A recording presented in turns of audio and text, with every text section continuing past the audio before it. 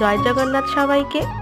আজ আমাদের নাগের বাজারে সারা রাত ভরে এই মেলার প্রস্তুতি চলবে। দেখুন কত রথ সাজিয়েছে। প্রতি বছর এই রথযাত্রার উপলক্ষে আমাদের নাগের বাজারে এরকম মেলা বসে। বহু মানুষের ভিড় হয়, হরেক রকমের জিনিসও পাওয়া যায়। তো আজকে রাতের থেকেই সেই প্রস্তুতি শুরু হয়ে গেছে।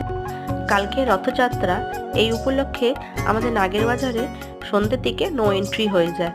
কোনো রকম বাস গাড়ি ঘোড়া কিছুই চলে না। রাস্তার দুই ধারে এরকম মেলা বসে।